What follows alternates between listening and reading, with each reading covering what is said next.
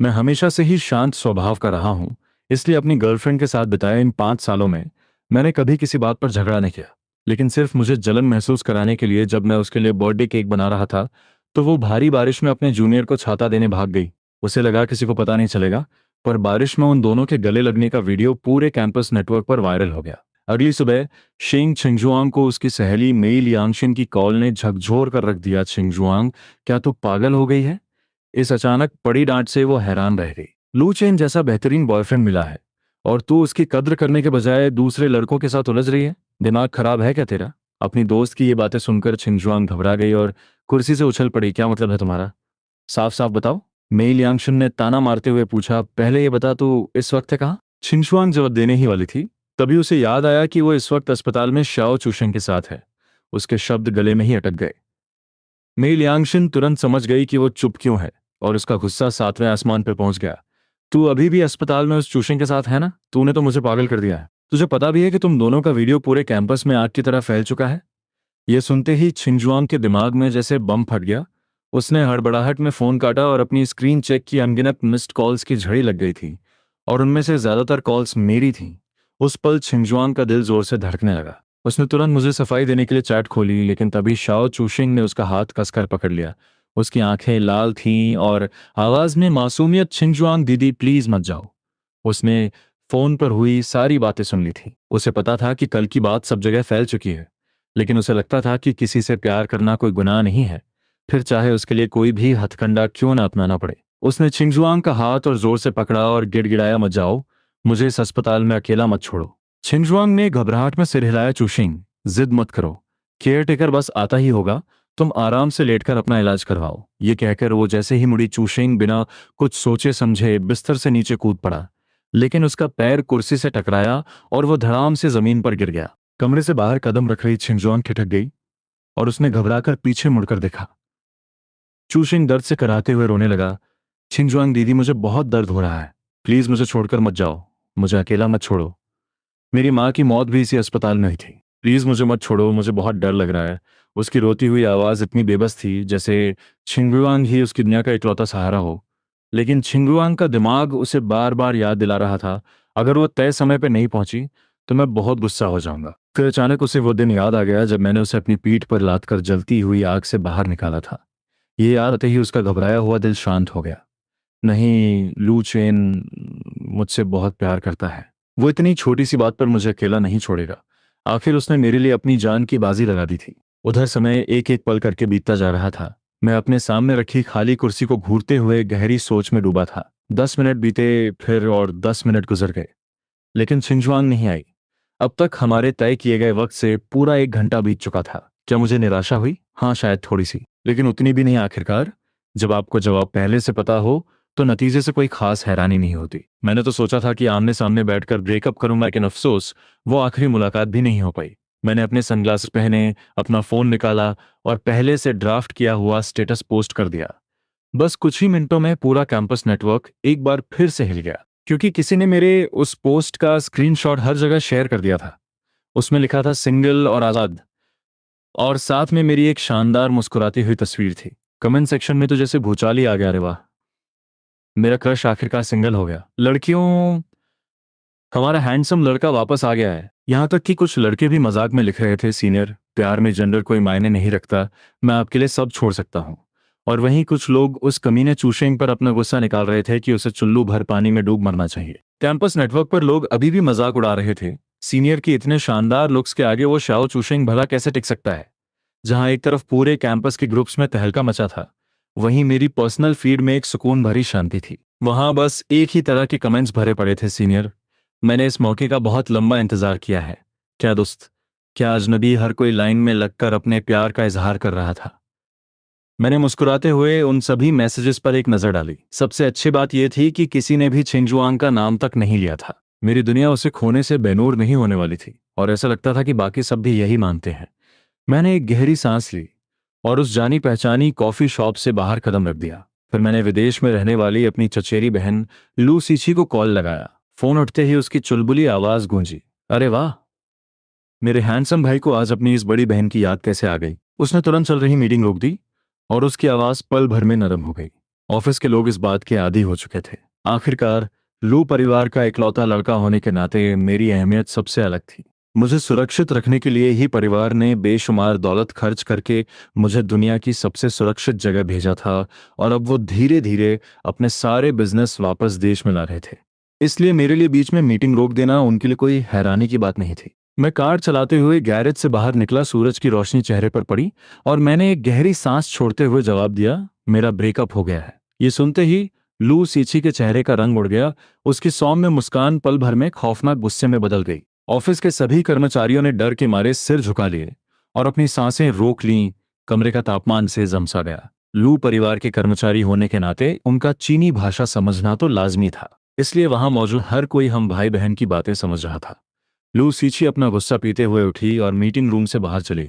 अपने केबिन में पहुंचते ही उसका सब्र टूट गया। उसने जोर से लात मारकर टेबल पलट दी। उसकी मौत आई है, उसने दांत पीसते हुए कहा और फिर फिक्र भरे लहजे में पूछा, तू रोया तो नहीं ना?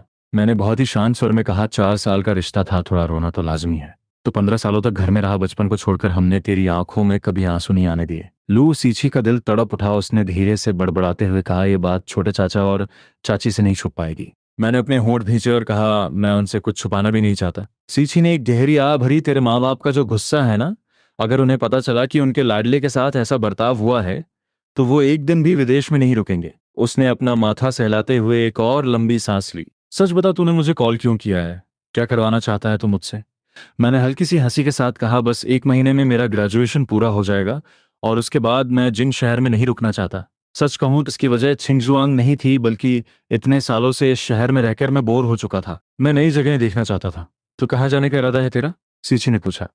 मैंने मुस्कुराते हुए जवाब दिया, गैंगसिंग शहर। तुम्हारी वहाँ एक ब्रांच है ना? मेरे पास करने के लिए कुछ काम भी होगा तो कैसा रहेगा? लेकिन वो जगह, सीची ने चिंता से त्योरियां चढ़ाई, वहां का माहौल पहले से बेहतर जरूर है, लेकिन वो लोग बाहरी लोगों को आसानी से नहीं अपनाते। तुझे वहां शायद अच्छा न लगे। इससे पहले कि वो और कुछ सोचती, मैंने अपना पुराना ब्रह्मास्त्र चला दिया। अगर दीदी ने मुझे वहां नहीं जाने दिया तो मैं 3 दिन तक खाना नहीं खाऊंगा। सीची ने हार मानते हुए कहा, मेरे लाडले भाई, क्या तू इस एक ही तरकीब से कभी बोर नहीं होता? मैंने पूरी शान से जवाब दिया, बिल्कुल नहीं। जब तक ये काम कर रही है तब तक क्यों छोड़ूं? सीची मेरे सामने हमेशा बेबस हो जाती थी। आखिर उसने मुझे अपने हाथों से बड़ा किया था। मैंने सिर्फ प्यार से अपनी बात मनवाना जानता था, बल्कि लू परिवार के बड़ों से लेकर छोटों तक सबको मैंने अपनी उंगलियों पर नचा रखा था। अगर वो मेरी बात नहीं मानती तो पता नहीं मैं अगला क्या ड्रामा खड़ा कर देता। कुछ पल सोचने के बाद उसने हामी भर दी। ठीक है, मैं वहां तेरे रहने का पूरा इंतजाम करवा दूंगी, लेकिन अपने माता पिता को तो खुद समझाएगा। कॉल काटने के बाद मैंने सीधा एयरपोर्ट की तरफ अपनी गाड़ी मोड़ ली। हालांकि ग्रेजुएशन में अभी 1 महीना बाकी था, लेकिन फाइनेंस डिपार्टमेंट का मेरा सारा काम खत्म हो चुका था। अब बस सर्टिफिकेट मिलने का इंतजार था, इसलिए ये पूरा महीना मेरे लिए बिल्कुल खाली था। अब जब मैंने कुछ वक्त गैंगचेन शहर में बिताने का फैसला कर ही लिया था, तो वहां जाकर उस नए माहौल को महसूस करना भी बुरा ख्याल नहीं था। जहां तक कपड़ों और सामान की बात थी, वो सब मैं वहां पहुंचकर भी खरीद सकता था।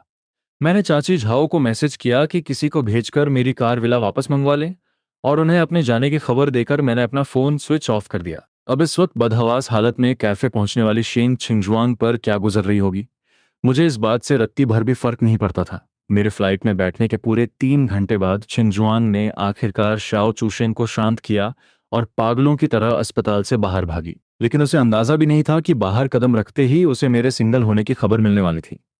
शक और घबराहट के साथ उसने मेरी सोशल मीडिया प्रोफाइल खोली, लेकिन वहां उसे सिर्फ एक खाली लाइन दिखाई दी। ये देखते ही छिंगजुआंग सुन्न पड़ गई।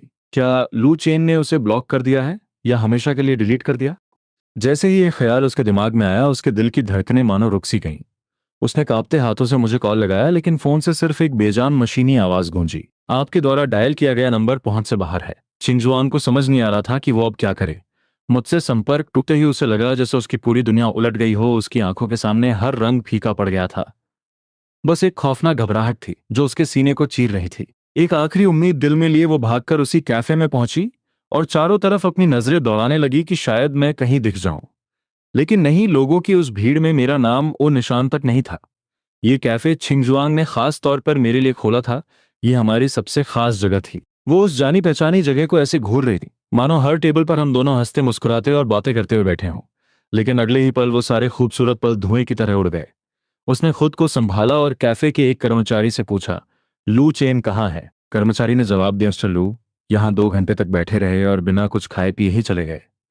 ये सुनते ही छिंगजुआंग के दिल में जैसे किसी ने खंजर घोंप दिया। उसने कांपती आवाज में पूछा, वो कब गए यहाँ से? कर्मचारी ने थोड़ा सोचते हुए कहा, शायद सुबह के 10:30 बजे के आसपास। 10:30 बजे? छिंगजुआंग ने तुरंत अपना फोन देखा। उसने मुझे 9:30 बजे मैसेज किया था। इसका मतलब था कि मैं तय समय पर वहां पहुंचने के बाद भी पूरे 1 घंटे तक उसका इंतजार करता रहा। उस 1 घंटे में मेरे दिल पर क्या गुजरी होगी? ऐसा क्या फैसला लिया होगा मैंने जो उसके न आने पर भी मैंने उसे मुड़कर एक कॉल तक नहीं किया? वो मानना तो नहीं चाहती थी, लेकिन इस एक पल में उसका वो सारा गुरूर और वो झूठा विश्वास मिट्टी में मिल चुका था कि मैं उसे कभी नहीं छोड़ूंगा। उसे अब समझ आ रहा था कि मैं सच में कितना ज्यादा नाराज था। इतने लंबे समय तक साथ रहने के बाद भी मैं भले ही थोड़ा घमंडी था, लेकिन मुझे जब भी कोई बात बुरी लगती थी तो मैं सामने से बोल देता था। लेकिन इस तरह की खामोशी ऐसा पहली बार हुआ था। मेरी इस भयानक खामोशी का मतलब क्या था? क्या मैंने उसे हमेशा के लिए छोड़ दिया है? जैसे ही यह खौफनाक ख्याल उसके दिमाग में आया, उसके सीने में उठने वाले भयंकर दर्द ने उसकी सांसें अटका दी और उसकी आंखें आंसुओं से भर गईं। उसके हाथ बेकाबू होकर कांप रहे थे। वो एक जिंदा लाश की तरह घिसटते हुए अपनी कार तक वापस आई। उसके कांपते हाथ अब एक मशीन की तरह बार बार मेरा नंबर डायल कर रहे थे। पता नहीं कितना वक्त बीत गया को पैसेंजर सीट पर रखा, उसका दूसरा फोन भी बजने लगा। यकीनन शाओ चूशेंग उसे पहले नंबर पे ना पाकर अब उसके बैकअप फोन पे कॉल कर रहा था। लेकिन छिंगजुआंग का फोन उठाने का कोई इरादा नहीं था। वो उस अंधेरी पार्किंग में खोई हुई आंखों से घूर रही थी। ऐसा लग रहा था मानो किसी अदृश्य हाथ ने उसके दिल को कसकर जकड़ लिया हो। उसका सीना घुटन से फटा जा रहा था, सिर दर्द से भन्ना रहा था और आंखों में इतनी जलन थी कि पलकें झपकाना भी किसी सजा से कम नहीं था। फिर भी उसका दिमाग बिल्कुल सुन्न पड़ चुका था। उसने कार स्टार्ट करके मेरे घर जाने की सोची, लेकिन स्टीयरिंग व्हील पकड़े उसके हाथों में जैसे कोई जान ही नहीं बची थी। तब जाकर उसे इस बात का एहसास हुआ कि वो मुझसे कितना टूटकर प्यार करती है, शायद उससे भी कहीं ज्यादा, जितना उसने कभी सोचा था। और इसी खौफनाक सन्नाटे के बीच मेई लियांगशन का कॉल आया। छिंगजुआन ने हड़बड़ाहट में फोन उठाया और उसके मुंह से निकलने वाले पहले शब्द थे, मेरी मदद करो। फोन के उस पार खड़ी मेई लियांगशन पल भर के लिए सन्न रह गई और फिर एक गहरी आह भरते हुए बोली, कहाँ है तू? अपनी लोकेशन बताने के बाद छिंगुआंग को लगा जैसे उसे अपना दर्द बांटने का कोई रास्ता मिल गया हो। वो तड़पते हुए फुसफुसाई, मैं लू चेन से बात नहीं कर पा रही। मुझे नहीं लगा था कि बात यहाँ तक पहुंचाई। वो जरूर बहुत दुखी होगा, इसीलिए वो मुझसे कोई बात नहीं करना चाहता। छिंगजुआंग की तरफ गाड़ी दौड़ाते हुए मेई लियांगशन ने ताना मारा, ऐसा नहीं है कि तुझे पता नहीं था। सच तो ये है कि तू लालची हो गई थी। लू चेन में आखिर ऐसी क्या कमी थी जो तूने उसके साथ इतना बड़ा धोखा किया? छिंगजुआंग, अगर मैं तेरे साथ बचपन से बड़ी न हुई होती ना, तो आज इस घटिया हरकत के लिए मैं तुझे कभी मुंह नहीं लगाती। मेई लियांगशन ने अपना पूरा दिमाग दौड़ा लिया, लेकिन उसे समझ नहीं आ रहा था कि आखिर छिंगजुआंग ने मुझे धोखा क्यों दिया। अगर लुक्स की बात की जाए, भले ही लू चेन और शाओ चूशिंग का अंदाज बिल्कुल अलग था, लेकिन लू चेन लुक्स में किसी भी एंगल से उससे कम नहीं था।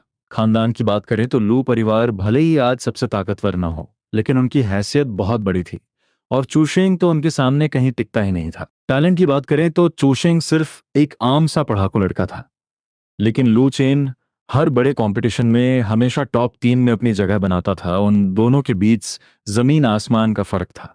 तो आखिर लू चेन में ऐसी क्या कमी रह गई थी जिसकी वजह से छिंगजुआंग ने उसके साथ ऐसा धोखा किया? लियांगशन लाख सोचने पर भी इस पहेली को सुलझा नहीं पा रही थी। हर तरफ से सोचने के बाद उसे बस एक ही जवाब मिला कि छिंगजुआंग की अकल घास चरने गई थी। लियांगशन के शब्द तीखे जरूर थे, लेकिन छिंगजुआंग ने उसका कोई विरोध नहीं किया। आया, वो सिर झुकाए खुद से यही सवाल कर रही थी कि आखिर उसने मेरे साथ ऐसा विश्वासघात क्यों किया? ये सब आखिर शुरू कब हुआ था? शायद तब जब मैं जिसे हर कोई एक आदर्श लड़की की तरह देखता और सराहता था, लेकिन मेरी नजरों में सिर्फ और सिर्फ छिंगजुआंग ही सबसे खास थी। चाहे कोई भी वक्त हो, कोई भी जगह हो, अगर वो वहां होती तो मेरी नजरें सिर्फ उसी पर टिकी रहती थीं। सुबह की हल्की धूप हो या गर्मियों की भारी बारिश, पतझड़ की सूखी हवा हो या सर्दियों की कड़कड़ाती ठंड, यहाँ तक कि आधी रात के उस सन्नाटे में भी जब उसे मेरी जरूरत होती, मैं बिना एक पल सोचे उसके सामने हाजिर हो जाता था। कोई सोच भी नहीं सकता था कि मुझ जैसे एक अमीरजादे को इतना शानदार खाना बनाना भी आता होगा। लेकिन छिंगजुआंग जानती थी, वो ये भी जानती थी कि मैं उसकी पसंद की हर डिश बना सकता था। मैं दूसरे लड़कों की तरह उस पर अपनी मर्जी नहीं थोपता था और ना ही कभी नखरे दिखाता था। शायद इसलिए क्योंकि बचपन से लेकर आज तक मुझे कभी किसी चीज की कमी नहीं रही थी। समय के साथ दुनिया की नजरों में इतना रुतबा रखने वाला मैं उसके सामने बिल्कुल सीधा और सरल बन चुका था। इसलिए जब शाओ चूशिंग जैसा एक बिल्कुल अलग स्वभाव वाला इंसान उसकी जिंदगी में आया तो छिंगजुआंग का ध्यान भटकने लगा। चूशिंग दिखने में भले ही शांत था, लेकिन वो बेहद जिद्दी था। छिंगशुआंग के कई बार मना करने के बावजूद वो उसके पीछे पड़ा रहा। हर बार उसके प्यार की भीख मांगता रहा। जब छिंगशुआंग उसे थोड़ी सी भी तवज्जो दे देती तो वो उस छोटे बच्चे की तरह खुश हो जाता, जिसे कोई मनपसंद टॉफी मिल गई हो। मेरी तुलना में जिसकी कोई खास ख्वाहिशें नहीं थीं, शाओ चूशेंग को खुश करना बहुत आसान था। जाने अनजाने में ही सही, लेकिन किसी को खुश करने के इस अजीब से एहसास ने छिंगजुआंग को चूशेंग की करीबियों का विरोध करने से रोक दिया। उसका मन डोलने लगा, वो मुझसे झूठ बोलने लगी और अपना ज्यादातर वक्त शाओ चूशेंग के साथ बिताने लगी। लेकिन इसमें मेरी क्या गलती थी? मैं तो बस उसके सामने एक अच्छे लड़के की तरह रहता था। छिंगजुआंग को आज से पहले कभी अपनी इस घटिया हरकत और शर्मिंदगी का इतना गहरा एहसास नहीं हुआ था। वो बेबस होकर अपनी ड्राइविंग सीट पर पीछे की तरफ लुढ़क गई। वो खुद अपनी इस घिनौनी असलियत का सामना नहीं कर पा रही थी, तो फिर लू चेन ने उस सब को कैसे बर्दाश्त किया होगा? जब मेई लियांगशिन वहां पहुंची तो उसने छिंगजुआंग को एक अधमरी हालत में पाया। उसके कपड़ों से आ रही अस्पताल की उस अजीब सी बदबू को सूंघकर लियांगशिन ने घृणा से अपनी नाक बंद कर ली और बोली, मुझे मत बताना कि तू इन्हीं गंदे कपड़ों में लू चेन से मिलने गई थी। लियांगशिन की आवाज सुनकर छिंगशुआंग की खाली नजरों में थोड़ी हरकत हुई। उसने एक बहुत ही कड़वी सी मुस्कान के साथ कहा, मैं खुद को साफ करके ही उसके पास जाऊंगी। उसकी ये हालत देखकर लियांगशिन भी और कुछ नहीं बोल पाई। वो उसे एक होटल ले गई जहां छिंगजुआंग ने खुद को साफ किया और फिर वो दोनों सीधा मेरे घर की तरफ निकल पड़ी। लेकिन मेरे दरवाजे पर पूरे आधे घंटे इंतजार करने के बाद भी अंदर से कोई बाहर नहीं आया। घबराहट के मारे छिंगजुआंग ने अपना फिंगरप्रिंट लगाकर दरवाजा खोलने की कोशिश की, लेकिन जैसे ही उसने अपनी उंगली स्कैनर पर रखी, मशीन ने एरर देते हुए कहा, पहचान विफल। छिंगजुआंग का दिल धक से रह गया। वो दोबारा कोशिश करने ही वाली थी, तभी पीछे से चाची झाओ की आवाज आई, मिस सिंह। दोनों ने पीछे मुड़कर देखा। चाची झाओ हाथों में कुछ सामान पकड़े खड़ी थीं। छिंगजुआंग ने एक गहरी सांस ली और बहुत ही सहमे हुए स्वर में कहा, चाची झाओ, मैं लू चेन से मिल आई हूं।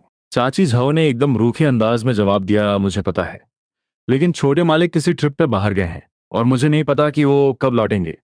कल मैं भी कुछ दिनों के लिए विदेश जा रही हूँ, इसलिए अब से आपको यहाँ आने की कोई ज़रूरत नहीं है। मैंने चाची झाओ को नहीं बताया था कि मेरे और छिंगजुआंग के बीच क्या हुआ था, लेकिन मेरा स्वभाव जानने वाले जानते थे कि अगर मैंने इतनी सख्ती से कोई रिश्ता तोड़ा है तो यकीनन छिंगजुआंग ने कोई ऐसी गलती की थी जिसे माफ़ नहीं किया जा सकता। और इसीलिए भले ही चाची झाओ को अतीत में छिंगजुआंग बहुत पसंद थी, लेकिन अब वो मेरी मर्जी के खिलाफ जाकर ऐसा कुछ भी नहीं करने वाली थी। इतना कहकर चाची झाओ घर के अंदर जाने के लिए मुड़ी। छिंगजुआन ने हड़बड़ाहट में उनका रास्ता रोक लिया और रोते हुए गिड़गिड़ाने लगी, चाची, क्या आप प्लीज मेरी तरफ से लू चेन को एक कॉल कर सकती हैं? मुझे उससे कुछ बहुत जरूरी बात करनी है। मैं आपके आगे हाथ जोड़ती हूँ। चाची झाओ ने बेबसी से अपना सिर हिलाया। मैं तुम्हारी कोई मदद नहीं कर सकती। अगर मेरी वजह से छोटे मालिक को घुसा गया तो लू परिवार मुझे नौकरी से निकाल देगा।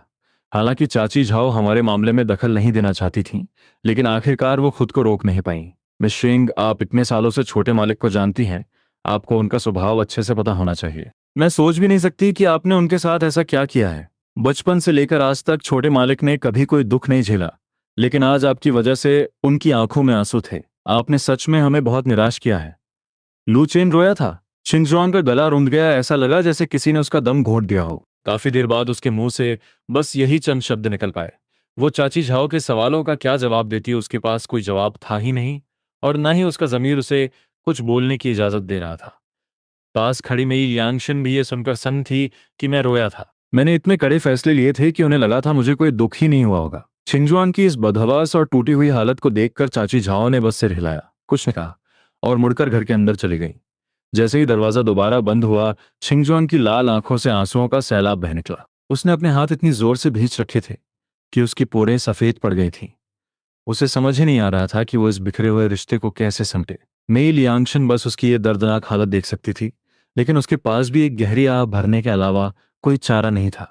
छिंगशुआंग और वो दोनों ही ये बात अच्छी तरह जानती थीं कि आज वो मुझसे नहीं मिल पाएंगी और भविष्य का भी कुछ पता नहीं था। अचानक छिंगशुआंग की आवाज गूंजी, नहीं, मैं उसे ढूंढने जा रही हूँ। जब उसने देखा कि सब उसी को घूर रहे हैं तो वो जरा भी नहीं घबराई। इसके बजाय उसने बेशर्मी से मुस्कुराते हुए कहा, अरे माफ करना, गलती से इस हैंडसम लड़के से टकरा गई। मुझे नहीं पता था कि ये इतना भड़क जाएगा। उसने हैंडसम लड़के शब्द पर कुछ ज्यादा ही जोर दिया था, जिससे आसपास के लोग भी उन्हें घूरने लगे। साफ दिख रहा था कि ये बुढ़िया एक जवान लड़के पर डोरे डालने की कोशिश कर रही थी, लेकिन कुछ लोग उसकी मीठी मीठी बातों में आकर सच में इसे एक हादसा ही समझ रहे थे। वो लड़का रोते हुए चिल्लाया, ये पहली बार नहीं है। फ्लाइट में भी ये जानबूझकर मुझे छू रही थी। उस औरत ने ये सुना तो जोर जोर से हंसने लगी, ओए हैंडसम, अपनी जबान पर लगाम दे। मेरे पास मर्दों की कमी है क्या? और तेरे जैसे तो उसने अपनी घटिया नजरों से उस लड़के को ऊपर से नीचे तक घूरा और फिर बोली, फ्लाइट में तो तू खुद मुझे लाइन मार रहा था और मेरा नंबर मांग रहा था। जब मैंने मना कर दिया तो अब तू इस तरह से मुझसे बदला ले रहा है। छी, कितना घिनौना है तू। अंत में उसने कैंटोनीज भाषा में ताना मारते हुए कहा, आजकल के लोगों का कोई भरोसा नहीं, शक्ल से तो शरीफ दिखते हैं लेकिन होते कितने गिरे हुए हैं। अब वो बेचारा लड़का पूरी तरह से फंस चुका था। वो गुस्से से कांपते हुए बोला, तू झूठ बोल रही है, तू मेरा फायदा उठाना चाहती थी। फ्लाइट की एयर होस्टेस इस बात की गवाह है, तेरी इन घटिया हरकतों की वजह से ही मैंने अपनी सीट बदली थी। तू इतनी बेशर्म कैसे हो सकती है? लेकिन उसकी रोती हुई आवाज में कोई दम नहीं था। वहां मौजूद किसी भी इंसान को इस बात पर यकीन नहीं हो रहा था कि एक आदमी के साथ भी छेड़छाड़ हो सकती है। तभी मैंने अपना फोन निकाला, क्लिक करके एक फोटो खींची और सीधा एयरपोर्ट स्टाफ को भेज दी। फिर मैंने अपनी कलाइयां घुमाई और उन लोगों की तरफ बढ़ चला। वो मोटी औरत अभी भी अपने नाटक में मशगूल थी। चल ठीक है, अगर तुझे मेरा नंबर चाहिए ही तो मैं तुझे एक मौका देती हूँ। मुझे तेरा ये रोता हुआ चेहरा बहुत पसंद आ रहा है। जरा मेरे सामने गिड़गिड़ा कर दिखा। इससे पहले कि वो और कुछ बकती, मैंने बीच में ही उसे टोक दिया, मेंढक के शरीर पर टैटू बनवाकर तू कौन सा भौकाल दिखा रही है बे? मेरी बात सुनकर सब चौंक गए। मैं भीड़ चीरता हुआ बाहर आया और सीधा उस लड़के के सामने आकर खड़ा हो गया। उस मोटी औरत ने मुझे घूरते हुए अपनी आंखें सिकोड़ ली, लेकिन जब उसने देखा कि मैं अकेला हूं तो उसकी हिम्मत और बढ़ गई। ये छोकरे, मैं तुझे सलाह देती हूँ कि इस मामले से दूर ही रह। मैंने उसकी बात का कोई जवाब नहीं दिया। मैंने बस अपने सनग्लासेस उतारे और बिना पीछे देखे उन्हें हवा में उछाल दिया। ये चेंग नाम का वो लड़का पल भर के लिए चौंक गया, लेकिन उसने फुर्ती से अपने दोनों हाथ आगे बढ़ाकर मेरे सनग्लासेस कैच कर लिए। मैंने मुड़कर देखा तक नहीं, और बिल्कुल उसी अंदाज में जैसे उस मोटी औरत ने ये चेंग को घूरा था, मैंने उसे सिर से पैर तक घूरा और फिर जोर से हंस पड़ा। अरे ओ आंटी, अगर चुल्लू भर पानी होना तो उसमें अपनी शक्ल देख लेना। तेरी ये मनहूस शक्ल देखकर तो इंसान को 3 दिन तक बुरे सपने आए। मेरी इस बेइज्जती से वो सुन्न रह गई, लेकिन फिर भी उसने अकड़ते हुए कहा, मैं महीने का लाखों कमाती हूँ, मेरे कपड़े डिजाइनर हैं, अगर ये मुझे पटाना चाहता है तो इसमें गलत ही क्या है? उसकी बातें सुनकर मुझे सच में उबकाई आने लगी। तो क्या हुआ? अगर सड़क का कोई कुत्ता कहीं हक दे तो क्या तू अपनी भूख मिटाने के लिए उसे खा लेगी? मेरा ये डायलॉग सुनकर उस औरत का चेहरा शर्म से लाल हो गया और आसपास खड़े लोग भी मजे लेते हुए उसे घूरने लगे। सबकी नजरों से घिरने के बाद भी वो हार मानने को तैयार नहीं थी। उसने मुझे खूंखार नजरों से घूरा और बोली, ये गैंगचिंग है, मैं तुझे फिर से चेतावनी दे रही हूँ, दूसरों के मामले में टांग मत अड़ा, वरना। मैंने उसकी धमकी को जूते की नोक पर रखते हुए एक ठंडी मुस्कान के साथ कहा, वरना क्या? मैं भी तो देखूं। या तो तू अभी के अभी मुझे मार डाल या फिर चुपचाप माफी मांग और यहां से दफा हो जा। मेरी इस खुली चुनौती ने उसे पूरी तरह से पागल कर दिया। वो गालियां बकने लगी, तुझ पर तो मैं थूकती भी नहीं, दूसरों के फटे में टांग अड़ाने वाले कीड़े। मैं माफी नहीं मांगूंगी, क्या कर लेगा तू? हिम्मत है तो मार के दिखा, मार मुझे। मारना? मेरी आंखों में एक खतरनाक चमक आ गई और अगले ही पल मैंने अपना पैर उठाया और जोरदार लात रसीद कर दी। एक दर्दनाक चीख के साथ उस बुढ़िया की सारी गालियां हवा में ही गायब हो गईं। लेकिन ये तो बस शुरुआत थी। मैं तुरंत उसके पीछे पहुंचा और उसके घुटने के ठीक पीछे एक और जोरदार किक चढ़ दी। धड़ाम! वो औरत घुटनों के बल जमीन पर गिरी और दर्द से कराह उठी। अरे वो कुत्ते के पिल्ले! वो दर्द से पसीने पसीने हो रही थी। जैसे ही उसने उठने की कोशिश की, एयरपोर्ट के सिक्योरिटी गार्ड्स तुरंत वहां पहुंच गए और हमें चारों तरफ से घेर लिया। ये सब क्या चल रहा है यहाँ? सिक्योरिटी को देखते ही ये चेंग और ज्यादा घबरा गया। उसने डरते हुए मेरी जैकेट का कोना पकड़ा और बोला, तुम्हारी मदद के लिए शुक्रिया, लेकिन अब आगे मैं खुद संभाल लूंगा। तुमने उसे मारा है, तुम यहां से भाग जाओ। उसने मेरे सनग्लासेस मुझे वापस थमा दिए। तब जाकर मुझे समझ में आया कि इस बेवकूफ को लगा था कि मैंने चश्मा इसलिए उतारा था ताकि मैं आसानी से मारपीट कर सकूं। उसकी आंखों में मेरे लिए एक अजीब सी इज्जत और खौफ था। और उसी वक्त थोड़ी ही दूरी पर बने वीआईपी लाउंज से कुछ लोग बड़े ही मजे से इस पूरे ड्रामे को देख रहे थे। मैं हमेशा से ही शांत स्वभाव का रहा हूं, इसलिए अपनी गर्लफ्रेंड के साथ बिताए इन 5 सालों में मैंने कभी किसी बात पर झगड़ा नहीं किया। लेकिन सिर्फ मुझे जलन महसूस कराने के लिए जब मैं उसके लिए बर्थडे केक बना रहा था तो भारी बारिश में अपने जूनियर को छाता देने भाग गई। उसे लगा किसी को पता नहीं चलेगा, पर बारिश में उन दोनों के गले लगने का वीडियो पूरे कैंपस नेटवर्क पर वायरल हो गया। वीआईपी लाउंज में बैठी एक लाल बालों वाली लड़की हैरानी से मुंह फाड़े हुए थी। इस हैंडसम लड़के की जबान तो कैंची की तरह चलती है। दूसरी लड़की ने भी सिहलाते हुए कहा, हाँ है तो दमदार, लेकिन अब ये मुसीबत में फंसने वाला है। गैंगचिंग एयरपोर्ट पर मारपीट करना कोई छोटी बात नहीं है। अगर वो मोटी औरत जिद पर अड़ गई तो इसे कुछ दिन हवालात की हवा खानी पड़ सकती है। फिर लाल बालों वाली लड़की ने बीच में बैठी एक औरत की तरफ देखा, सिया दीदी, क्या हमें इस हीरो को बचाने जाना चाहिए? सिया नाम की उस औरत की तीखी और रहस्यमयी आंखों में एक हल्की सी मुस्कान तैर गई। उसने धीरे से अपना सिर हिलाया, उसे हमारी जरूरत नहीं है। उसके इतना कहते ही सबने देखा कि मैंने बहुत ही आराम से अपना फोन निकालकर किसी को कॉल किया, और अगले ही पल सिक्योरिटी हेड के वॉकी टॉकी पर कुछ आवाज आई। वो तुरंत मेरे सामने इज्जत से झुका और फिर उसने अपने गार्ड्स को इशारा किया, जो उस औरत को घसीटते हुए वहां से ले गए।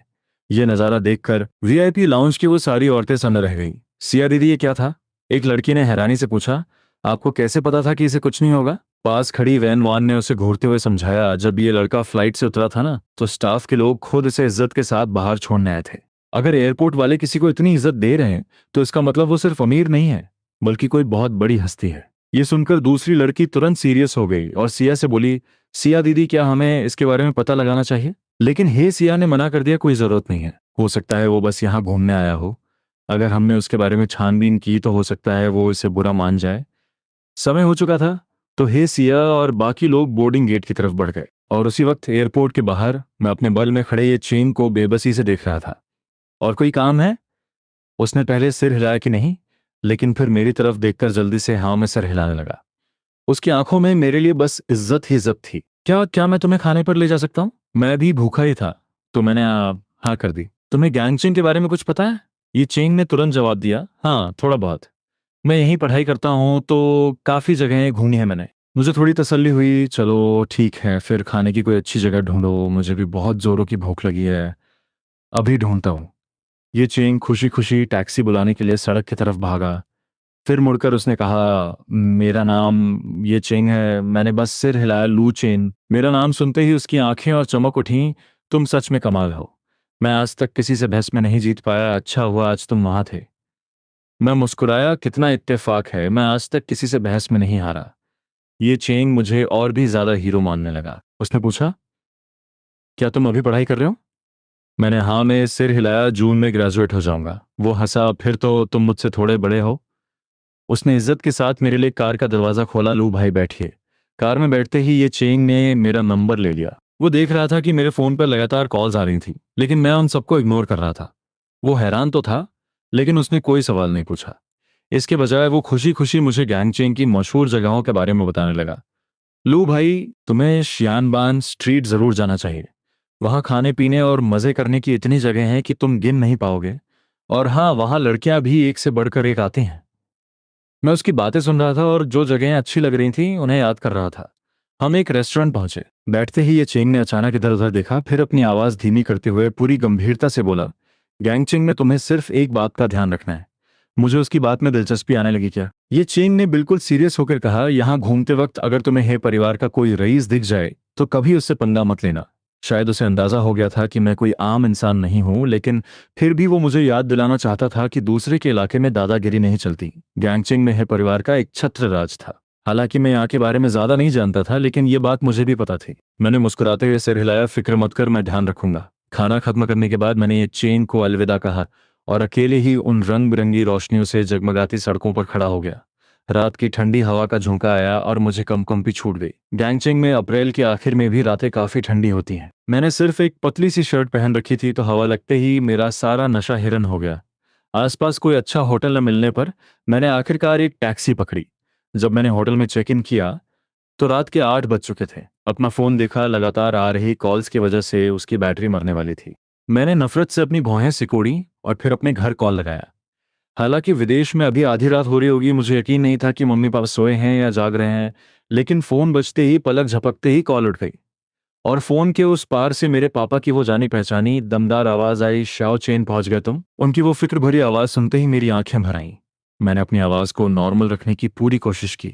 हाँ पापा, मुझे आपकी और मम्मी की बहुत याद आ रही थी। मेरी बात सुनते ही पापा की आवाज में एक अजीब सी बेचैनी आ गई। हम आज ही सारा काम दूसरों को सौंप देंगे और कल ही तुम्हारे पास वापस आ जाएंगे, ठीक है बेटा? मेरा दिल जोर से धड़का।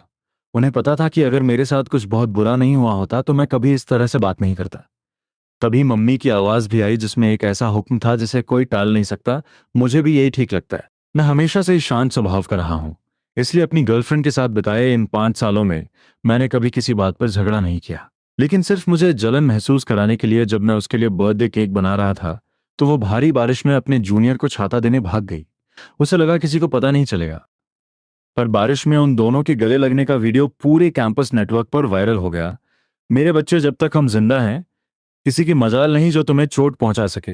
हमने इतनी दौलत और ताकत इसीलिए तो कमाई है, ताकि वो तुम्हारी ढाल बन सके। तुम्हें किसी बात की चिंता करने की जरूरत नहीं है। उनकी बातें मेरे लिए उस मरहम की तरह थीं जिसने मेरे सारे घाव भर दिए। बस कोई गैर कानूनी काम मत करना, बाकी तुम्हें जो करना है करो, जिससे प्यार करना है करो। तुम्हारे मम्मी पापा हमेशा तुम्हारे साथ हैं। लेकिन तभी मम्मी ने थोड़े धीमे स्वर में कहा, और अगर प्यार व्यार नहीं भी करना है ना, तो कोई बात नहीं। तुम्हारी माँ तुम्हें जिंदगी भर अपने पैरों पर खड़ा रख सकती है। उनकी इन चंद बातों से मुझे समझ आ गया था कि उन्हें मेरे और छिंगजुआन के बारे में सब कुछ पता चल चुका है। लेकिन मैंने इस बात पर ज्यादा चर्चा नहीं की, बस बात को मजाक में टालते हुए कहा, मैं बिल्कुल ठीक हूँ। और रही बात गर्लफ्रेंड की, तो वो तो जरूर बनाऊंगा। मैं रजाई में लिपट गया और अलसाए हुए स्वर में बोला, मैं उन लोगों में से नहीं हूं जो एक बार धोखा खाकर जिंदगी भर प्यार से डरने लगे। और वैसे भी इस दुनिया में इतनी खूबसूरत लड़कियां हैं, मैं किसी न किसी पर तो अपना दिल हार ही बैठूंगा, है ना। मम्मी हंस पड़ी, बिल्कुल सही कहा मेरे शेर। तुम इतने हैंडसम हो, तुम्हारे लिए लड़कियों की कोई कमी नहीं है। हम ऐसे ही आराम से बातें करते रहे और मुझे पता ही नहीं चला कि मैं कब फोन सीने से लगाए लगाए गहरी नींद में सो गया। मुझे नहीं पता था कि दूसरी तरफ मेरे खर्राटों की आवाज़ सुनकर ही पापा ने धीरे से अपना माइक म्यूट किया था। उनकी ये खामोशी देखकर ही मेरी माँ के चेहरे की सिकन थोड़ी कम हुई थी। अपनी संपत्ति को वापस देश में लाने का काम और तेज कर दो। मैं जल्द से जल्द अपने शाओ चेन के पास जाना चाहती हूँ। सच तो ये था कि जब मैं पढ़ाई के लिए देश वापस आया था, तभी मेरे पापा ने लू परिवार का वो विशाल साम्राज्य वापस लाना शुरू कर दिया था। लेकिन कई तरह की रुकावटों की वजह से अब तक वो अपनी आधी दौलत ही वापस ला पाए थे। अपनी पत्नी की बात सुनकर लू शेंग की उन गहरी आंखों में एक खतरनाक चमक उभर आई। लेकिन जब उन्होंने मेरी माँ की तरफ देखा, तो उनकी आंखें फिर से नरम हो गई। तुम सो जाओ अब। उन्होंने अपने मन में यह कसम खा ली थी कि अब वो अपने रास्ते में आने वाली हर रुकावट को बेदर्दी से कुचल देंगे। मैं अगली सुबह बहुत आराम से उठा। जब मैंने नींद में अपना फोन उठाया तो देखा कि कॉल अभी भी चल रही थी। मेरे माता पिता ने रात भर मेरा साथ नहीं छोड़ा था। ये देखकर मेरा रोम रोम प्यार से भर गया। मैंने भारी आवाज में पुकारा, मम्मी पापा आप अभी भी वहीं हैं। फोन के उस पार अपने ऑफिस में काम कर रहे लू शेंग ने तुरंत सबको शांत रहने का इशारा किया। उनकी आवाज पल भर में नरम हो गई। उठ गए मेरे बच्चे। मैंने बिस्तर से उठकर खिड़की के पर्दे हटाए। बाहर समंदर की लहरों को देखकर मैंने एक लंबी अंगड़ाई ली। पापा क्या आप ऑफिस में हैं? हाँ बेटा, तुम्हारी माँ तुम्हारे लिए कुछ कपड़े खरीदने गई है, वो जल्द ही तुम्हें भिजवा देगी। तुम्हें वो कपड़े कहाँ चाहिए? जिंग शहर में या गैंगचेंग में? गैंगचेंग में। मैंने दीदी को भी बता दिया है कि मैं कुछ दिन यहीं रहूंगा। ठीक है, तुम बस मुझे एड्रेस भेज देना, मैं सारा सामान भिजवा दूंगा। शुक्रिया पापा। इतना कहकर मैंने खुद को सूंघा और मेरी नाक सिकुड़ गई। रात को मैं बिना कपड़े बदले ही सो गया था और अब मुझे अपने ही पसीने से बदबू आ रही थी। मैंने फोन पे कहा, पापा आप काम कीजिए, मैं नहाने जा रहा हूँ। लेकिन जैसे ही मैंने कॉल काटी, उसी अनजान नंबर से फिर से एक कॉल आ गई। मैंने नफरत से अपनी भौहें सिकोड़ी। मुझे अंदाजा लगाने की जरूरत नहीं थी, मैं जानता था कि ये छिंगजुआंग ही होगी। सैकड़ों मिस्ड कॉल्स की लिस्ट देखकर मैंने चिढ़कर कॉल उठाई। फोन के उस पार छिंगजुआंग की आवाज सूखी और भारी थी। लू चेन, तुमने आखिरकार मेरा फोन उठा ही लिया। वो इस वक्त किस हाल में थी मैं ना तो देख सकता था और न ही मुझे उसकी कोई परवाह थी। मैंने बस एक ठंडी हंसी के साथ कहा, मिस शेन क्या तुम थकती नहीं हो? सैकड़ों मिस्ड कॉल्स। अगर तुम्हारा फोन अभी तक हैंग नहीं हुआ है तो सच में इसकी क्वालिटी बहुत अच्छी है। उसने मेरे ताने का कोई जवाब नहीं दिया, बल्कि बहुत ही सहमी हुई और गिड़गिड़ाती हुई आवाज में बोली, तुम अभी कहाँ हो? मैं तुम्हारे पास आती हूँ, हम आमने सामने बैठकर बात करेंगे, ठीक है? उसकी वो भीख मांगती हुई आवाज सुनकर मुझे अचानक उस भयंकर आग वाले दिन की याद आ गई। उस साल मैंने उसे जलती हुई इमारत से अपनी पीठ पर लाद कर बाहर निकाला था, लेकिन मेरे अपने हाथों पर गहरे और भद्दे घाव हो गए थे। मैं अस्पताल के कमरे में छुपकर बैठा था और किसी से नहीं मिलना चाहता था। तब वो भी बिल्कुल इसी तरह दरवाजे के बाहर खड़े होकर मुझसे गिड़गिड़ाई थी। बंद दरवाजे के पार वो मुझे बता रही थी कि मेरा ग्रेजुएशन सेरेमनी मिस करना कितना बुरा रहा। वो तब तक बातें करती रही जब तक मुझे हंसी नहीं आ गई और मैंने खुद दरवाजा खोल दिया। लेकिन मुझे आज भी याद है, जब उसने मेरे पट्टियों से बंधे हाथों को देखा था तो उसकी वो खूबसूरत मुस्कान पल भर में जम गई थी। पूरे कॉलेज में अपने हुस्न का गुरूर रखने वाली वो लड़की उस दिन फूट फूट कर रोई थी। उसके होंठ कांप रहे थे, आंखें लाल थीं, और उसने मुझसे पूछा था, लू चेन तुम मुझे बचाने उस आग में क्यों गए? मैंने मुस्कुराते हुए उसे तसल्ली दी थी, तुम्हें अपनी आंखों के सामने मरते हुए कैसे देख सकता था? लेकिन अब वक्त बदल चुका था। वो लड़की जिसके दिल में सिर्फ और सिर्फ मैं था, आखिरकार बदल गई थी। मेरी सोच अचानक वर्तमान में वापस आई। मैंने एक लंबी सांस छोड़ी और कहा, शेंग छिंगजुआंग तुम आखिर कहना क्या चाहती हो? मैंने बिना किसी रहम के उसकी असलियत उसके मुंह पर मारी। क्या तुम ये बताना चाहती हो कि तुमने मेरे पीठ पीछे श्याओ चूशिंग के साथ कैसे गुलछर्रे उड़ाए? या ये बताना चाहती हो कि तुम्हारी वो छिपी हुई आशिकी कितनी मजेदार थी? या फिर ये कि भले ही तुमने मुझे धोखा दिया, लेकिन तुम्हारी जिंदगी का सबसे बड़ा प्यार मैं ही हूं। मुझे तो बस ये सब सोचकर ही उल्टी आ रही थी। अगले ही पल मैंने चबा चबा कर एक एक लफ्ज कहा, शेंग छिंजुआंग, तुम्हारी ये घटिया माफी मेरे लिए दो कौड़ी की भी नहीं है। मेरी बातें सुनकर वो बुरी तरह घबरा गई और जल्दी जल्दी सफाई देने लगी। लू चेन, ऐसा नहीं है। मेरे और शाओ चूशिंग के बीच ऐसा कुछ भी नहीं हुआ है। हम सिर्फ गले मिले थे, उसके अलावा हमारे बीच कुछ नहीं है। प्लीज बिना मेरी बात सुने मुझे ये सजा मत दो। मुझे बस एक मौका दे दो प्लीज। मैं हमेशा से ही शांत स्वभाव का रहा हूँ, इसलिए अपनी गर्लफ्रेंड के साथ बिताए इन 5 सालों में मैंने कभी किसी बात पर झगड़ा नहीं किया।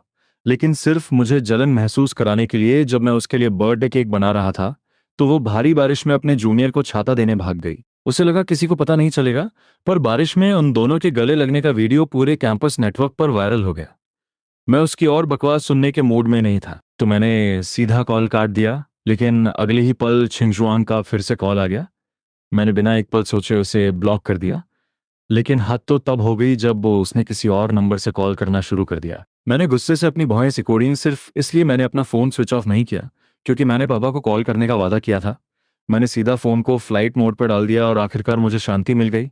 फिर मैं नहाने के लिए बाथरूम में चला गया। 1 घंटे बाद मैं सीधा टेलीकॉम स्टोर गया और एक नया सिम कार्ड लिया। नया नंबर अपने माता पिता को भेजने के बाद मैंने पुराना नंबर हमेशा के लिए बंद कर दिया। शाम ढल चुकी थी। मैं डूबते सूरज की रोशनी में बाहर निकला। समंदर की हल्की ठंडी हवा चल रही थी। मैंने टैक्सी ली और सीधा उसी शिबान स्ट्रीट की तरफ निकल पड़ा जिसके बारे में चेंग ने बताया था। उस गली के बिल्कुल आखिर में एक पब था जिसके बाहर कोई बोर्ड भी नहीं लगा था। अगर ये चेंग ने मुझे इसके बारे में न बताया होता तो कोई सोच भी नहीं सकता था कि यहाँ कोई पब है। मैं मुस्कुराया और अंदर कदम रखा, लेकिन जैसे ही मैं अंदर पहुंचा मैं वहां का नजारा देखकर दंग रह गया। अंदर का हॉल किसी महल से कम नहीं था। झूमर की रोशनी में सफेद संगमरमर का फर्श जगमगा रहा था। ये जगह तो बहुत ही शानदार है।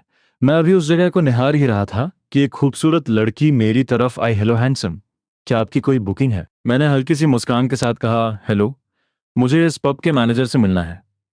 मेरी बात सुनकर वो पल भर के लिए ठिठक गई और फिर कैंटोनीज में कुछ बुदबुदाई जो मुझे समझ नहीं आया। लेकिन अगले ही पल उसने फिर से वही प्रोफेशनल मुस्कान पहन ली। इस पब के कई मैनेजर हैं, आप किससे मिलना चाहते हैं? मैंने बहुत ही आराम से जवाब दिया, कोई भी चलेगा, बस वो कोई फैसला लेने के काबिल होना चाहिए। वो मुझे घूरने लगी। मेरा ये बेफिक्र अंदाज और मेरी रिलैक्स बॉडी लैंग्वेज उन लोगों से बिल्कुल अलग थी जो अक्सर हे सिया से मिलने आते थे और घबराहट से पसीने पसीने हो जाते थे। ये देखकर उसे यकीन हो गया कि मैं सिया दीदी से मिलने नहीं आया हूँ, तो वो मुझे अंदर ले जाते हुए मुझसे फ्लर्ट करने लगी। तो आप गैंगचन घूमने आए हैं? मैंने सिर हिलाया। उसकी मुस्कान में एक अजीब सी कशिश थी। तो यहाँ कितने दिन रुकने का इरादा है? वो मन ही मन सोच रही थी कि अगर मैं ज्यादा दिन रुकने वाला हूं तो हो सकता है हम दोनों के बीच कोई रोमांटिक लव स्टोरी शुरू हो जाए। लेकिन मैंने बहुत ही रूखेपन से बस 2 शब्द कहे, पता नहीं। लेकिन वो इतनी आसानी से हार मानने वाली नहीं थी। उसने तुरंत अपना फोन निकाल लिया। क्या मैं आपका नंबर ले सकती हूँ? अगर आपको यहाँ किसी चीज की जरूरत हो तो मुझे कभी भी कॉल कर सकते हैं। मैंने उसकी स्क्रीन पर खुले क्यूआर कोड को देखा और बहुत ही आराम से अपना एक फेक वी चैट अकाउंट खोल लिया। मैंने उसके सामने ही कोड स्कैन किया और उसे ऐड कर लिया। फिर मैंने बड़ी सफाई से वापस अपना असली अकाउंट खोल लिया। ये सब देखकर उस लड़की के चेहरे की हवाइयां उड़ गईं। क्या ये मुझे अंधा समझता है? लेकिन उसकी ये पूछने की हिम्मत नहीं हुई। उसने बस चुपचाप मुझे बार काउंटर तक पहुंचा दिया। मुझे उसकी कोई परवाह नहीं थी। मैंने बारटेंडर की तरफ देखकर मुस्कुराते हुए कहा, मुझे तुम्हारे मैनेजर से मिलना है, प्लीज बुला लाओ। बारटेंडर मेरी बात समझ गया और तुरंत किसी को बुलाने चला गया। कुछ ही मिनटों के बाद एक लाल बालों वाली लड़की झूमती हुई वहां आई। मैं उस वक्त बार काउंटर पर बैठा मजे से अपने ड्रिंक का ग्लास घुमा रहा था। लेकिन जैसे ही उसने मुझे देखा उसके कदम वहीं रुक गए और उसकी आंखें फटी की फटी रह गईं। ये इत्तेफाक तो नहीं हो सकता, ये तो वही है। चूली ने अपने आप को संभाला, बार काउंटर पे हाथ रखा और एक बनावटी मुस्कान के साथ पूछा, तो हैंडसम, मुझसे क्या काम है?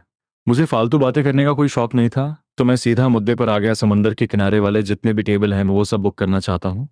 इस पब का आखिरी हिस्सा सीधा समुंदर के किनारे खुलता था और वहां बैठकर समंदर का सबसे बेहतरीन नजारा दिखता था। चूली ने मेरी नजर का पीछा किया और फिर नखरे दिखाते हुए बोली, ये तो तुमने बहुत बड़ी डिमांड कर दी। वो इस पब की सबसे प्राइम लोकेशन है। मैंने उसे तिरछी नजर से देखा और फिर अपनी जेब से एक ब्लैक कार्ड निकालकर उसकी तरफ बढ़ा दिया। क्या तुम पैसा कमाना नहीं चाहती?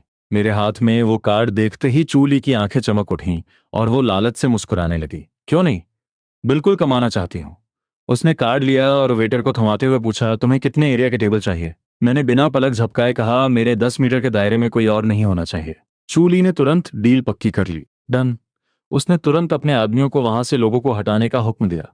कुछ ही देर में मुझे शीशे की उस बड़ी सी दीवार के पास एक बेहतरीन टेबल पर बिठा दिया गया। पब की हल्की हल्की रोशनी मुझ पर पड़ रही थी और मैं खिड़की के बाहर समंदर का नजारा देख रहा था। समंदर की हवा से मेरे बाल उड़ रहे थे।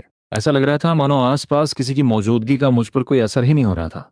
मैं बस शांति से वहां बैठा अपने दिमाग में आगे की योजनाएं बना रहा था। ये सब देखकर एक कर्मचारी ने चुपके से चूली से पूछा, चू मैडम, आपने उसकी बात क्यों मान ली? हमारे पब को पैसों की कोई कमी थोड़ी है। चूली ने उसे घूर कर देखा। उसे याद आ गया कि एयरपोर्ट पर मैंने उस औरत को कैसे जलील किया था और उसकी रीढ़ की हड्डी में सिहरन दौड़ गई। उसने दबी आवाज में कहा, मुझे डर है कि कहीं वो मुझे गालियां न बकने लगे। यह सुनकर वो कर्मचारी हक्का बक्का रह गया। गैंगचिंग में ऐसा कौन था जिसकी चूली को गालियां देने की हिम्मत हो सके? लेकिन चूली को इन सब की कोई परवाह नहीं थी। वो दौड़कर सेकंड फ्लोर पर बने वीआईपी रूम में गई और एक्साइटमेंट के साथ बोली, तुम लोग अंदाजा भी नहीं लगा सकते कि मैंने नीचे किसे देखा है। वेनमान ने एक सेब सीधा उसकी तरफ फेंक कर मारा, किसे देख लिया तूने?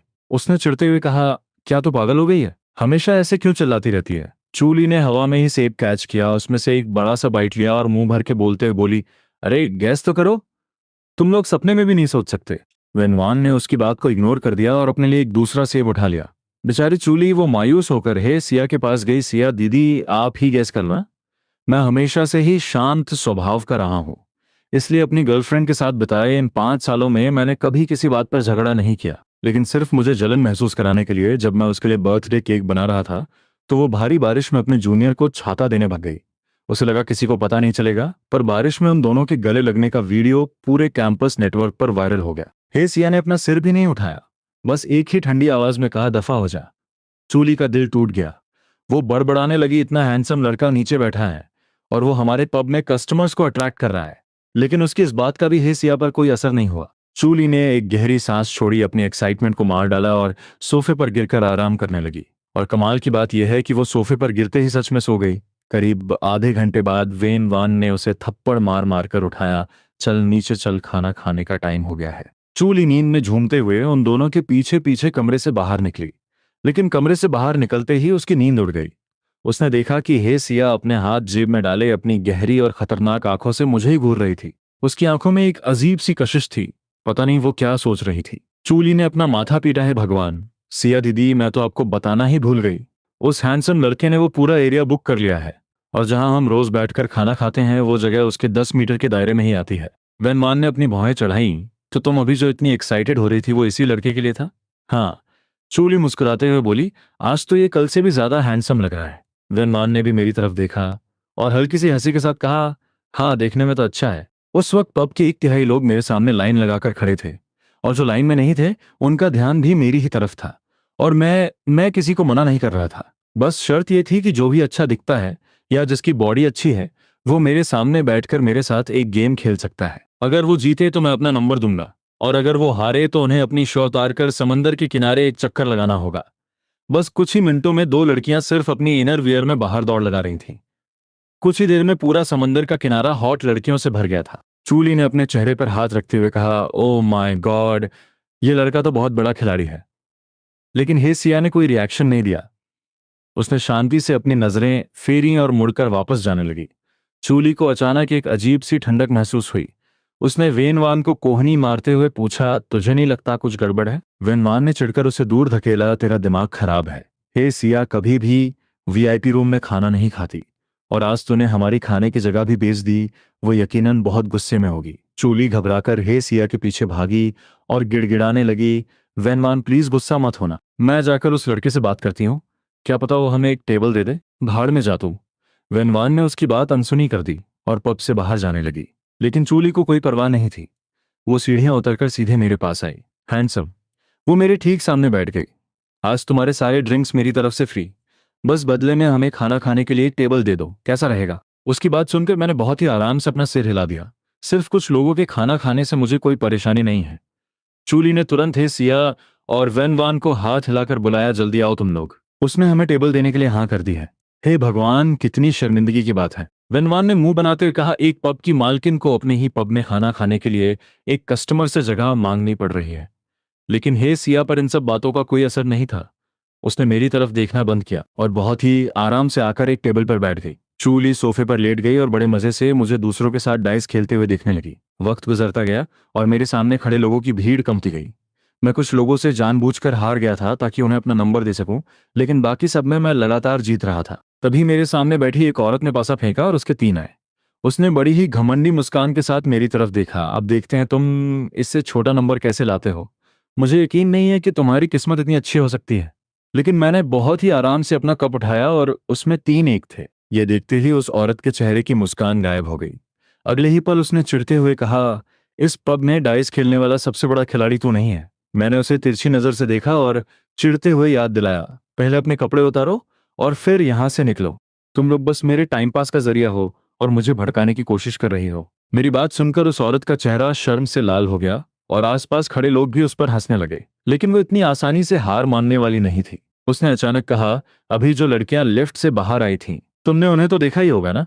मैंने अपनी भौहें चढ़ाई लेकिन कोई जवाब नहीं दिया। वो लड़कियां इतनी खूबसूरत थीं कि अगर मैं कहता कि मैंने उन्हें नहीं देखा तो ये बहुत बड़ा झूठ होता। मेरी चुप्पी को अपनी जीत समझकर उस औरत ने एक घटिया सी मुस्कान के साथ कहा, उनमें से जो लड़की बीच में चल रही थी ना, डाइस खेलने में वो यहाँ की नंबर 1 खिलाड़ी है। अगर तूने उसे हरा दिया तो मैं अपनी हार मान लूंगी। मैंने एक ठंडी हंसी हंसी, मुझे कोई फर्क नहीं पड़ता कि तू हार मानती है या नहीं। अगले ही पल मैंने सीधा ऐलान कर दिया, नेक्स्ट। मेरी बात सुनकर वो औरत तिलमिला उठी। वो कुछ और बोलने ही वाली थी कि लाइन में खड़ी अगली लड़की ने उसे धक्का दिया और मेरी टेबल पर आकर बैठ गई। कुछ और राउंड्स बीत गए, मैं बोर हो चुका था तो मैंने डाइस वापस टेबल पर फेंक दिए। अब और नहीं खेलना, बहुत बोरिंग हो गया है ये। लेकिन मेरे इतना कहते ही पीछे लाइन में खड़े लोग चिल्लाने लगे, अरे नहीं, अभी हमारी बारी नहीं आई है। लेकिन मैंने उनकी तरफ एक नज़र देखना भी जरूरी नहीं समझा। मैं अपनी सीट से उठकर जाने ही वाला था कि चूली चौंक गई। क्या तुम जा रहे हो? उसने तुरंत मुझे रोकने की कोशिश की। अरे सुनो, अभी उस औरत ने जो कहा तुम उस बारे में सोच सकते हो। सिया दीदी सच में डाइस खेलने में बहुत कमाल की हैं। मैं हमेशा से ही शांत स्वभाव का रहा हूँ, इसलिए अपनी गर्लफ्रेंड के साथ बिताए इन 5 सालों में मैंने कभी किसी बात पर झगड़ा नहीं किया। लेकिन सिर्फ मुझे जलन महसूस कराने के लिए जब मैं उसके लिए बर्थडे केक बना रहा था तो भारी बारिश में अपने जूनियर को छाता देने भाग गई। उसे लगा किसी को पता नहीं चलेगा, पर बारिश में उन दोनों के गले लगने का वीडियो पूरे कैंपस नेटवर्क पर वायरल हो गया। लेकिन चूली की बात सुनकर मेरे कदम रुक गए। मैंने अपनी नजरें घुमाई और मेरा ध्यान उस औरत पर गया जो सिर झुकाए अपने फोन में लगी थी। सच कहूं तो आज तक मैं जितनी भी लड़कियों से मिला था वो उन सब में सबसे ज्यादा खूबसूरत और आकर्षक थी। शायद उसे भी मेरी नजरों का एहसास हो गया था क्योंकि उसने अचानक फोन चलाना बंद किया और अपनी आंखें उठाकर मेरी तरफ देखा। हमारी नजरें मिली और मैंने मन ही मन सोचा, कमाल की खूबसूरती है। जब उसने सिर झुकाया हुआ था तो वो बहुत ही शांत और रहस्यमयी लग रही थी, लेकिन आंखें उठाते ही उसकी नजरों में एक खतरनाक चमक थी जो साफ बता रही थी कि उससे पंगा लेना भारी पड़ सकता है। मैं मुस्कुराया और बहुत ही कॉन्फिडेंस के साथ उसकी तरफ बढ़ा। जैसे ही पब में गाना बदला, मैं ठीक उसके सामने जाकर खड़ा हो गया। हे सिया ने अपना फोन नीचे रखा और बहुत ही आराम से सोफे पर पीछे की तरफ झुक गई। उसकी आंखों में कोई भाव नहीं था, वो बस मुझे घूरे जा रही थी। आसपास बहुत शोर था लेकिन मैंने मुस्कुराते हुए उससे पूछा, खेलोगी? हे सिया के गले से एक हल्की सी हंसी निकली, जब तुम्हें पता है तो पूछ क्यों रहे हो? क्या खेलना है?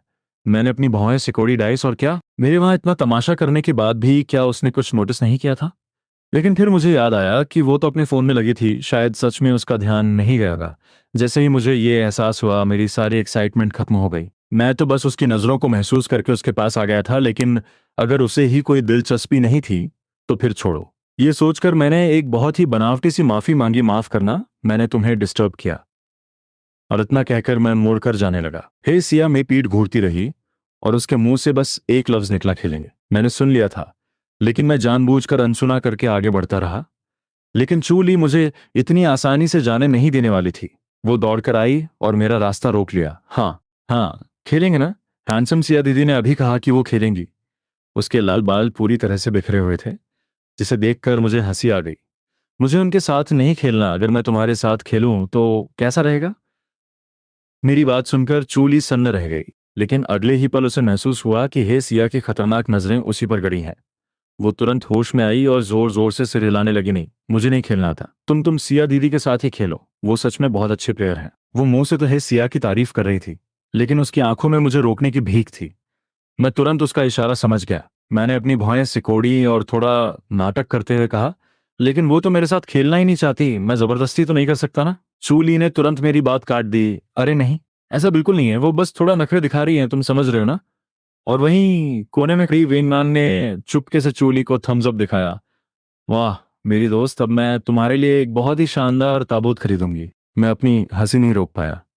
मैंने मुस्कुराते हुए सिया की तरफ देखा। वो बेचारी शर्मिंदगी से लाल हो रही थी, लेकिन फिर भी ऐसे एक्ट कर रही थी जैसे कुछ हुआ ही ना हो। उसकी ये हालत देखकर मैं और भी जोर से हंसा और वापस आकर उसके ठीक सामने बैठ गया। मैंने टेबल पर रखे पासे वाले कप को हिलाया तो कैसे खेलना है। हे सिया अब तक बिल्कुल नॉर्मल हो चुकी थी। वो थोड़ा आगे की तरफ झुकी और बोली, बेस्ट ऑफ 3 तुम्हारे ही रूल्स के हिसाब से। जो हारेगा वो अपनी शर्ट उतारकर बाहर एक चक्कर लगाएगा, और जो जीतेगा उसे तुम्हारा नंबर मिलेगा। मैंने तुरंत हाँ कर दी, मंजूर है। लेकिन हे सिया ने अपनी बात पूरी करते हुए कहा, लेकिन मुझे तुम्हारा वो असली वाला नंबर चाहिए, फेक वाला नहीं। मैंने तुरंत हाँ नहीं कहा, बल्कि उससे एक सवाल पूछा, बड़ा या छोटा। हे सिया ने भी बात नहीं घुमाई और सीधा जवाब दिया, ठीक है तुम जो कहो, छोटा। इतना कहकर मैंने पासे वाले कप की तरफ हाथ बढ़ाया, पहले तुम। हे सिया ने कोई नखरे नहीं दिखाए। उसने आराम से कप उठाया, कुछ सेकंड्स के लिए हिलाया और फिर टेबल पर रख दिया। फिर उसने एक बहुत ही इत्मीनान भरी मुस्कान के साथ मुझे पासा फेंकने का इशारा किया। मैं भी इस खेल का पुराना खिलाड़ी था। मैंने कप उठाया, उसे बस 2-3 बार घुमाया और नीचे रख दिया। चूली कभी मेरे कप की तरफ देख रही थी तो कभी हे सिया के कप की तरफ। उसे समझ ही नहीं आ रहा था कि कौन जीतने वाला है। उसने ताली बजाते हुए कहा, एक काम करते हैं, दोनों एक साथ कप उठाओ। मैंने सिर हिलाया और हम दोनों ने एक दूसरे की आंखों में देखते हुए एक साथ कप उठा लिए। अगले ही पल वहां खड़े सभी लोग हमारे पास से देखने के लिए आगे की तरफ झुक गए। चूली ने पहले मेरी तरफ देखा और हैरान होकर चिल्लाई, अरे बाप रे, इसके फिर से 3-1 आए हैं। तुम सच में बहुत अच्छा खेलते हो। लेकिन मेरे चेहरे पर खुशी का कोई नामो निशान नहीं था। मेरी नजरें तो हे सिया के पासों पर टिकी थीं, जो एक के ऊपर एक रखे हुए थे, और सबसे ऊपर वाले पासे पर सिर्फ एक लाल डॉट दिख रहा था। इस राउंड में मेरी हार इतनी करारी थी कि कोई शक की गुंजाइश ही नहीं थी। लेकिन मैं हार से डरने वालों में से नहीं था। मैंने तुरंत अपना QR कोड निकाला और कहा, लो स्कैन कर लो। लेकिन हे सिया ने बस एक सरसरी सी नजर डाली और शांति से सिर हिलाते हुए कहा, मुझे ये वाला अकाउंट ऐड नहीं करना है। मुझे यकीन नहीं हो रहा था कि उसने एक पल में मेरा फेक अकाउंट पहचान लिया था, वो भी तब जब मैंने अकाउंट बदलने का कोई इशारा तक नहीं किया था। रंगे हाथों पकड़े जाने के बाद भी मुझे रत्ती भर भी शर्मिंदगी महसूस नहीं हुई, बल्कि मैं मुस्कुराया और बिल्कुल बेफिक्री से बोला, तो फिर ठीक है, मुझे डाइस खेलना सिखाओगे? मेरी आंखों में इस खेल को सीखने की जो ललक थी, उसे देखकर हे सिया थोड़ी हैरान हुई। उसे समझ नहीं आ रहा था कि मुझे इस खेल में इतनी दिलचस्पी क्यों है, और मैं बिना सोचे समझे झट से जवाब दे दिया, क्योंकि ये बहुत कूल लगता है यार। वहां मौजूद सभी लोग पल भर के लिए सन्न रह गए, और अगले ही पल हे सिया जोर से हंस पड़ी। उसकी हंसी बसंत की उस हल्की ठंडी हवा जैसी थी जो दिल को सुकून दे जाती है। वो सच में हद से ज्यादा खूबसूरत लग रही थी। वे सच में हद से ज्यादा खूबसूरत लग रही थी। मैं काफी देर तक उसे बस घूरता ही रह गया और बड़ी मुश्किल से अपनी नजरें हटा पाया। मैं हमेशा से ही शांत स्वभाव का रहा हूं, इसलिए अपनी गर्लफ्रेंड के साथ बिताए इन 5 सालों में मैंने कभी किसी बात पर झगड़ा नहीं किया। लेकिन सिर्फ मुझे जलन महसूस कराने के लिए, जब मैं उसके लिए बर्थडे केक बना रहा था तो वो भारी बारिश में अपने जूनियर को छाता देने भाग गई। उसे लगा किसी को पता नहीं चलेगा, पर बारिश में उन दोनों के गले लगने का वीडियो पूरे कैंपस नेटवर्क पर वायरल हो गया। पास खड़ी चूली तो खुशी से उछल पड़ी। हे भगवान, तुम भी बिल्कुल उसी वजह से डाइस खेलना सीखना चाहते हो जिस वजह से सिया दीदी ने सीखा था, सिर्फ इसलिए क्योंकि ये कूल लगता है। ये सुनकर मेरी आंखें और भी ज्यादा चमक उठी। मैंने तुरंत अपना असली वीचार अकाउंट खोला, और जब हे सिया मेरा कोड स्कैन कर रही थी तो मैंने ऐसे ही कैजुअली पूछ लिया, ना तुम्हारा नाम क्या सेव करूं? उसने बिना पलक झपकाए जवाब दिया, लूचेन। इससे पहले कि मैं कुछ और पूछता, उसने खुद ही अपना नाम भेज दिया है, सिया। ये 3 शब्द देखते ही पल भर के लिए मेरी आंखों में एक अजीब सी चमक आई, लेकिन मैंने उसे तुरंत छिपा लिया। जब हम एक दूसरे का नंबर सेव कर रहे थे तो चूली भी एक्साइटमेंट में बीच में कूद पड़ी, मुझे भी अपना नंबर दो ना। और फिर उसने एक ऑफर दिया, अगर तुम आगे से कभी भी यहाँ आओगे ना तो तुम्हारे सारे ड्रिंक्स मेरी तरफ से फ्री। मैंने हंसते हुए सिर हिलाया, फ्री ड्रिंक्स से अच्छा है मुझे किसी दिन खाने पर ले जाना। इस लड़की को देखकर ही लग रहा था कि इसे खाने पीने का बहुत शौक है। अगर मैं इसके साथ गया तो पक्का मुझे यहाँ का बेस्ट खाना मिलेगा। डन, पक्का वादा रहा। चूली ने तुरंत मेरा नंबर सेव किया और फिर मुझे अपना नाम बताया, मेरा नाम चूली है, नाइस टू मीट यू। मैंने उसकी तरफ देखकर मुस्कुराते हुए कहा। मेरी मुस्कान देखकर चूली फिर से मेरे लुक्स पर फिदा हो गई और आ भरते हुए बोली, कसम से तुम इस दुनिया के सबसे हैंडसम लड़के हो। शुक्रिया, तुम भी बहुत खूबसूरत हो। मैं कोई फॉर्मेलिटी नहीं कर रहा था। उसकी आंखें बड़ी बड़ी और गोल थीं, और उसमें एक अजीब सी मासूमियत और चुलबुलापन था जो किसी को भी आसानी से अपना दोस्त बना सकता था। तभी चूली ने मुझसे एक सवाल पूछा, तो क्या तुम यहाँ गैंगचैंग में सिर्फ घूमने आया हो? मैंने थोड़ा सोचते हुए जवाब दिया, फिलहाल तो ऐसा ही लग रहा है। तो कब तक रुकने का इरादा है? चूली का ये बातूनी और फ्रेंडली नेचर मुझे बहुत पसंद आ रहा था। उसने बहुत ही एक्साइटमेंट के साथ पूछा, तो मैंने भी ऐसे ही कैजुअली कह दिया, शायद 1 महीना। लेकिन अगले ही पल उसने मुझसे वो सवाल पूछ लिया जो उसे नहीं पूछना चाहिए था। अच्छा, तो तुम रुके कहाँ हो? इससे पहले कि मैं कोई जवाब देता, पीछे से हे सिया की चेतावनी भरी आवाज आई आली। चूली को अपनी गलती का एहसास हुआ और उसने तुरंत मुझसे माफी मांगी। अरे मेरा वो मतलब नहीं था, मैं तो बस तुम्हें बाहर घुमाने के लिए पूछ रही थी, मेरा कोई गलत इरादा नहीं था। कोई बात नहीं। मैंने बस अपना हाथ हिलाया, लेकिन मैं फिर भी उसे अपना एड्रेस बताने वाला नहीं था। मैंने अपना फोन चेक किया और कहा, अगर कुछ काम हो तो मुझे मैसेज कर देना। इतना कहकर मैं मुड़ने ही वाला था कि अचानक हे सिया बोल पड़ी, कल मैं तुम्हें पिक करने आऊंगी। मैंने अपनी भौहें चढ़ाई क्यों, और उसने बहुत ही आराम से पलटकर पूछा, तुम्हें डाइस खेलना नहीं सीखना क्या? ओह अच्छा, वो बात है। मैं हंसा और बिना रुके हाथ हिलाते हुए आगे बढ़ गया, मैं तुम्हें मैसेज करूंगा। इतना कहकर मैं बिना मुड़े वहां से निकल गया। मेरे जाने के बाद वेन मान ने एक गहरी सांस ली और बोली, इस लड़के का एटीट्यूड तो सच में बहुत कड़क है। फिर उसने हे सिया की तरफ देखा जो गहरी सोच में डूबी हुई थी। क्या तुम्हें इसमें कुछ ज्यादा ही दिलचस्पी नहीं आ रही? हे सिया ने अपना माथा सहलाया और बहुत ही थकी हुई आवाज में बोली, उसे मुझ में कोई दिलचस्पी नहीं है। लेकिन वेन मान को इस बात पर यकीन नहीं हुआ। उसने चूली की तरफ इशारा करते हुए कहा, मुझे तो लगता है कि ये तुम्हारे बजाय चूली से ज्यादा अच्छे से बात कर रहा था।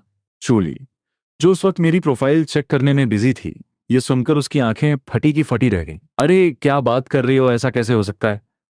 लेकिन फिर उसने थोड़ा सोचा और एक बहुत ही घमंडी मुस्कान के साथ बोली, हाँ वैसे बात तो सही कह रही हो तुम, भाड़ में जा। फिर सिया को चूली का ये घमंड बिल्कुल पसंद नहीं आया और उसने चूली को एक हल्की सी किक मार दी। चूली ने उसकी लात को इग्नोर किया और अचानक अपना फोन हे सिया के चेहरे के सामने कर दिया।